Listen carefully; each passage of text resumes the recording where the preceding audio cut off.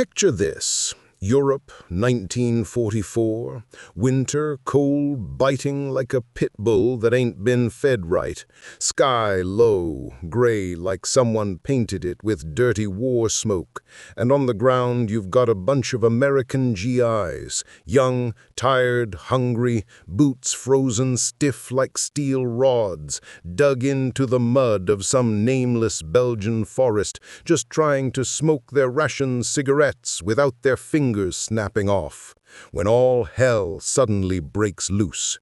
Artillery shells howl through the air like angry gods. Trees explode. Snow bursts up like white shrapnel. And before anyone even processes what hit 'em, German infantry and panthers are rolling through the fog thick as soup. And this right here, this moment, is where the difference shows.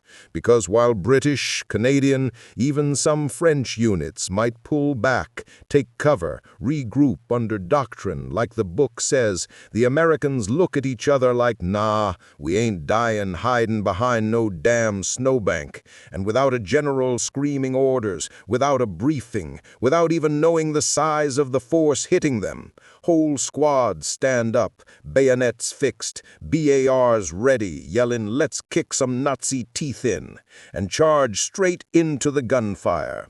Because GIs had this feral instinct, this stubborn, you hit us, we hit harder attitude baked into them from cornfield childhoods and bar fights back home. And what nobody ever writes enough about is that the American army didn't learn war the old aristocratic way like the Brits did. They learned fast, messy, brawling, like a street fight where backing up just meant giving the other guy room to swing. So they counterpunched every damn time, especially in places like the Ardennes or the hedgerows of Normandy, where commanders later admitted that they didn't always attack because it was smart. They attacked because it was American, because hesitation felt like weakness, and weakness meant death. And in that first wild minute of the counterattack, you'd see guys like Private Eddie Malone from Ohio sprinting through snow with grenades swinging like apples in his pockets, or Corporal Frankie DeLuca from Brooklyn cussing so loud the Germans probably heard him over the artillery. And nobody's thinking strategy or tactical positioning. They're thinking, my buddies are down, those bastards are shooting at us, so we're going to shove those tigers back down the road they crawled out of. And you realize real quick that this wasn't polished war like history books make it sound. It was primal American stubbornness exploding like TNT.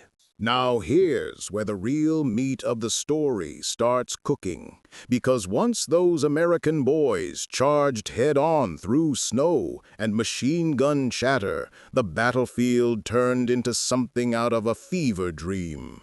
Tracer rounds lighting the forest like Christmas, tree branches shredding apart, snow turning red in spots nobody wanted to look at twice. But those GIs kept pushing like a bar fight that went past midnight, fueled by rage, fear, and pure dumb courage. See, while most Allied doctrine leaned toward hold position, assess threat, coordinate artillery, Americans tended to improvise like a jazz player on bourbon.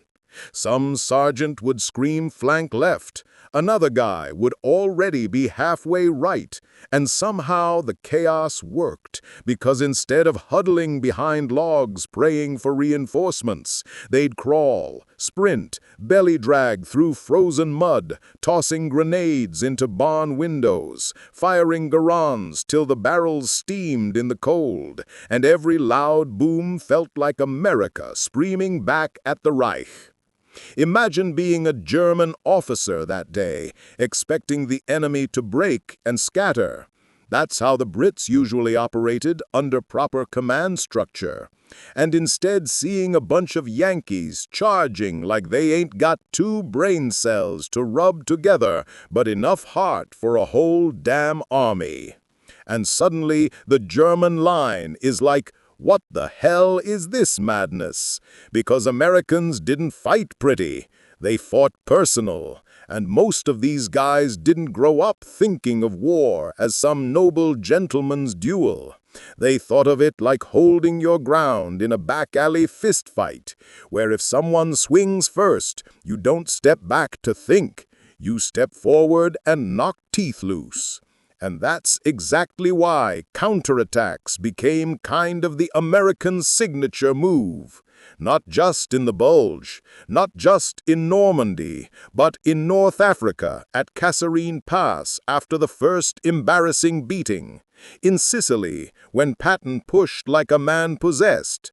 In the Pacific, when Marines stormed beaches under hellfire. The U.S. always struck back fast, because losing ground felt like giving up part of home, like letting the guy who bullied you win. And American boys weren't raised to take that kind of insult sitting down. So even when ammo ran low, even when radio signals cut out, even when snow soaked their uniforms to the bone and frostbite chewed up their toes like termites, they counterattacked again and again, not because a manual told them to, but because something in their gut said, "Fight forward or die here." So now picture this. Night falls, and the Ardennes turns pitch black, except for artillery flashes, strobing through the trees like broken neon signs in a bad downtown alley, and American troopers are still out there pushing, bleeding, swearing, slipping on ice, laughing like lunatics, because once adrenaline takes over, you either break or you go borderline crazy with courage. And most of these boys chose crazy. The officers didn't always have clean maps or solid intel. Hell, half the radios were frozen stiff or blown to scrap, but squads kept advancing anyway, guided by gut feeling and the sound of enemy MG-42s chattering like rabid rattlesnakes in the dark. And there's this moment right here that historians love to skip. When leadership melted down to the platoon level, when lieutenants barely out of college were deciding life and death minute by minute, and privates who never thought they'd lead a damn thing suddenly found themselves giving orders with bullets snapping inches past their heads. And that's a key difference in why Americans counterattacked immediately. Their whole army culture was built on initiative, on this wild idea that a soldier didn't need an aristocrat or a lord or some monocle-wearing officer from a fancy academy to tell him when to fight. Americans grew up choosing for themselves, back in Kansas farms, Alabama mills, Chicago streets, so in war they acted the same. You shoot at us, we don't wait for permission, we charge. Meanwhile, you look at the British and Canadians. Nothing against them, they fought hard as hell. But they were trained to hold position, radio upwards, wait for artillery prep, wait for armor support, wait for command sign-off. Americans? Bro, they'd see a German patrol duck behind a farmhouse and two squads would immediately leapfrog flank without a damn written order, like football players calling plays in the chaos of a broken snap. And this made the Germans nervous as hell, because blitzkrieg was supposed to be their thing. But now these Yankee kids were using fast aggression right back at them. And that switch flip, that instinct to counterstrike instead of hide, is what stopped the Ardennes offensive from steamrolling all the way to Antwerp. And as snow thickens, night deepens, wounded soldiers scream for medics who come running with morphine and bandages under fire, as tanks grind forward like metal dinosaurs and tracer-lit silhouettes sprint through smoke, carrying ammo belts over their shoulder like firemen hauling hoses. The counterattack becomes less a tactic and more a heartbeat. America's heartbeat. Stubborn, reckless, brave, stupid, brilliant all at once, pounding forward even when the world felt like it was ending, one shell at a time. Now let's slide deeper into the fight, because this ain't some quick little skirmish we're talking about. This is the kind of combat where frostbite eats fingers, where helmets ring from near misses like church bells on Sunday morning, where the men who survive swear they saw God, the devil, and every ghost in between.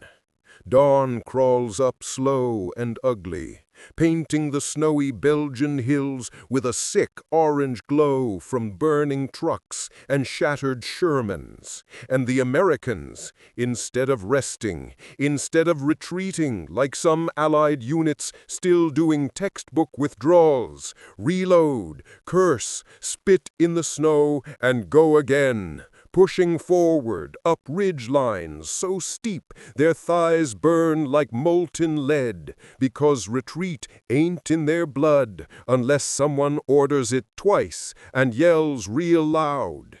You've got guys like Sergeant Red Morrison from Texas, freckles and temper to match, charging uphill, yelling, "Come on, you damn Krauts, dance for me," with a Thompson kicking like a mule in his hands, while next to him Private Timmy Watkins, kid barely old enough to shave, is clutching his rifle like it's the last warm thing in the world.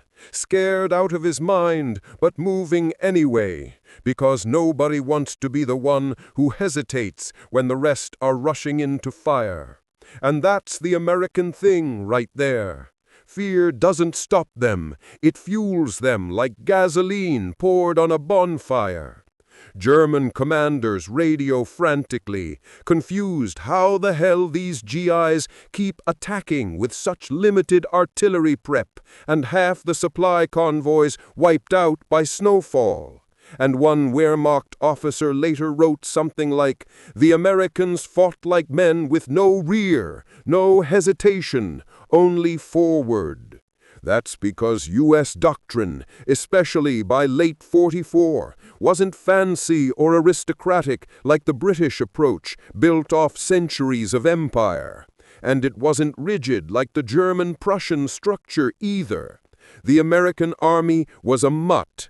Improvised, chaotic, built from farm boys, factory workers, coal miners, and street kids who learned early that you don't win life by backing up, you win by swinging until someone drops. And so, in the Ardennes, every time a platoon got hit with mortars, instead of staying pinned till officers sorted it out, they shifted flanks, crawled tree to tree, and counterattacked from angles that no German strategist expected, forcing the enemy to fight defensively, even on days they were supposed to be pushing the offense. And that flip in momentum, small at first, like a spark in dry timber, became a wildfire that chewed through German morale like acid. And the snow that once hid their advance now became the stage where American madness turned into battlefield dominance. Okay, now we roll into the thick of it. The kind of fighting where tanks scrape past each other so close you could reach out and touch cold enemy steel with your bare hand, where houses don't just get shot at, they get erased, swallowed by 88mm blasts like they never existed. American armor crews, half-frozen inside their Shermans, are white-knuckling controls, sweat freezing on their eyelashes, while German Panthers lurk like wolves in the tree line, guns long, armor thick, engines purring low, and any normal army might pull back, wait for anti-tank support, regroup behind the line, but not the U.S. boys. Hell no. They slam into gear and charge forward anyway, because offensive instinct was bred into them like muscle memory, like punching first before thinking. And you get scenes like Lieutenant Cole barking orders over the tank intercom, voice crackling, "Full speed, we ram through," and the Sherman bursts from fog like a pissed-off bull, machine guns blazing, turrets swinging wild, infantry clinging to the rear deck like hitchhikers in hell. German troops, trained to exploit moments of enemy caution, suddenly face an opponent who skips caution entirely. And that unpredictability is terrifying. They fire Panzerfausts at near point blank. Americans answer with grenades thrown through windows like baseball pitches. Rooms erupting, snow mixed with brick dust swirling in the air like dirty confetti. And one by one, small villages turn into battlegrounds, where every farmhouse is a fort, every barn a bunker, and every soldier becomes a story. You get Corporal Jimmy Holt, Kansas Wheatfield Kid, kicking open a stable door and finding 3 Germans cowering behind haystacks with machine pistols shaking in their hands. But instead of freezing or stepping back, he takes the fight straight to them, because in the U.S. Army, hesitation was considered more deadly than a bullet. And he dives low, rolls, fires, dust explodes, yelling comes first, thinking comes later, and when the smoke clears, the stable's silent, broken beams hanging overhead like ribs of a dead beast.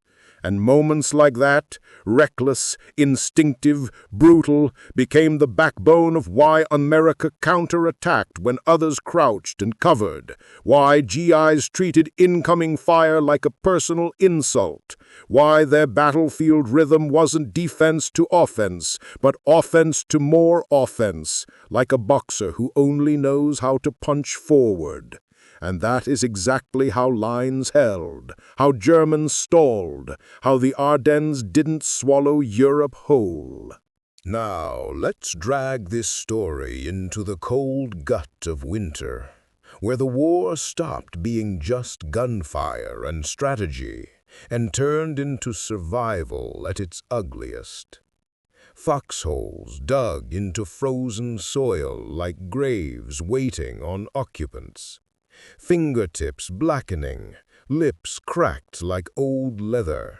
Men shaking not from fear, but from temperatures that could kill as easily as a bullet. And here's where that American counterattack spirit gets tested. Because even the bravest bastard alive starts questioning life choices when the wind cuts through your uniform like knives made of ice, when rations freeze solid and medics have to thaw morphine syrettes under their armpits just to jab them into screaming wounded. Yet instead of curling inward and waiting for warmth or reinforcements, GIs kept crawling, pushing, advancing like angry ghosts through snowdrifts waist-high, because standing still was death, hiding was death, waiting was death. So they moved forward like motion itself was the only lifeline left. Meanwhile, the German advance, fierce and brutal at first, begins to sputter as supply lines choke, fuel runs thin, men freeze in positions they can't abandon, and they watch with wide, disbelieving eyes as Americans, these mud-covered, half-starved farm kids, attack again, even after nights without sleep. Even after losing buddies whose names they can still taste in their mouths like blood. It's in this grim stretch that you see leadership flip completely. Officers stop commanding from map boards and start crawling beside their men through shell-blasted orchards and icy ditches, sharing smokes, sharing fear, sharing that one crazy American belief. If we stop, we die, so we don't stop. Some stories say you could hear laughter between firefights, the kind of broken, hysterical laughs only men on the edge of sanity let out, not because war was funny, but because charging into machine gun fire at dawn after a night spent shivering under a torn wool blanket made the idea of staying safe sound like a damn joke. And across the line, Germans wrote later that American attacks came like avalanches, messy, loud, unpredictable, unstoppable.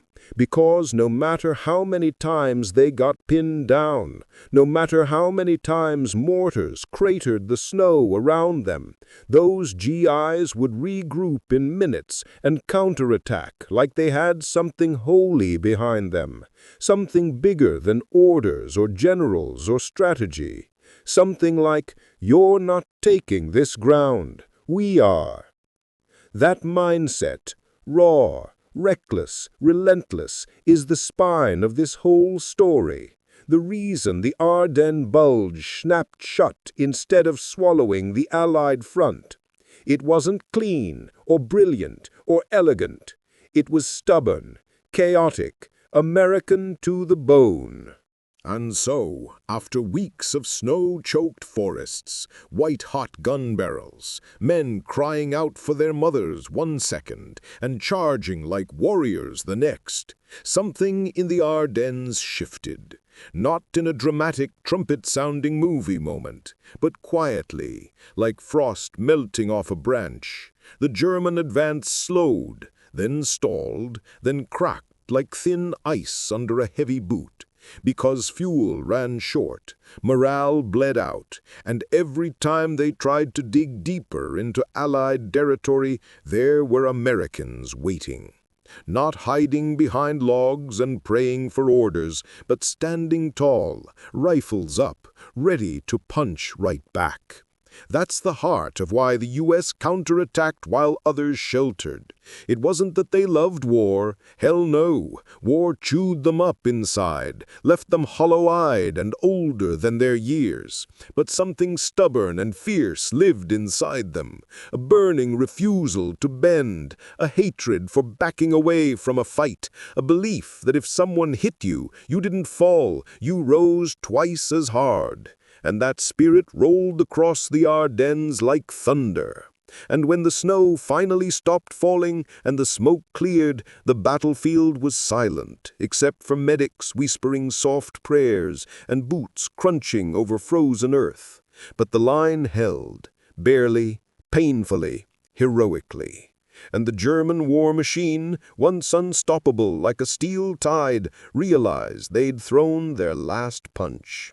America's counterattacks, reckless and raw, broke the momentum, turned the tide, proved to the world that you don't need perfect plans or polished doctrine to survive a storm.